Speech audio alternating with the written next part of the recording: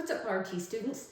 This week in the HQ Challenge, we're starting airway care, all right? So which of the following is considered a supraglottic airway?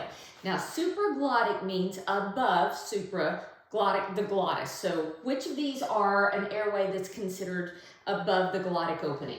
All right, so when you look at A is a king airway, or some people call it a king tube.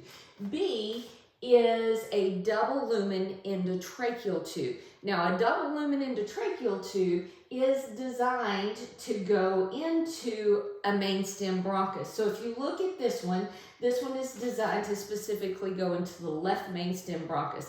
Actually, that's called a Carlin's endotracheal tube. It's designed to fit in the left.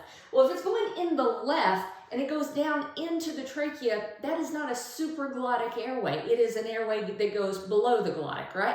All right, so the answer has to be A, but I want to show you why it is the king airway. So let me make this really big.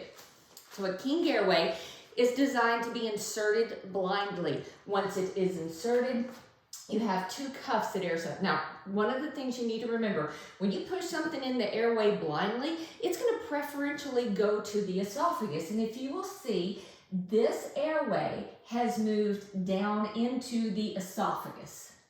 Let me clear that little thing that I touched. So the airway itself, the distal end of the airway, is going into the esophagus. Okay, so once you blindly insert it, you blow up the esophageal balloon and you blow up the pharyngeal balloon, and this helps stabilize it. But here's the main reason both of those have to be aired up. You put the bag on there and you start bagging, and that air is going to move down the tube.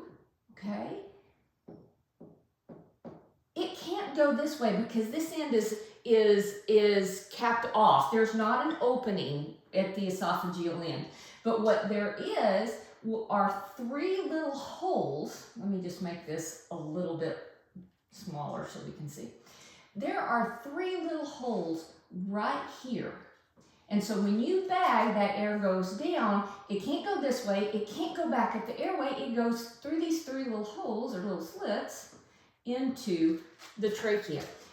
Those little holes that we're talking about, those little slits that oxygen's coming through, those holes are above the glottic opening. So therefore, it is a supraglottic airway. Hope this has helped. See you soon.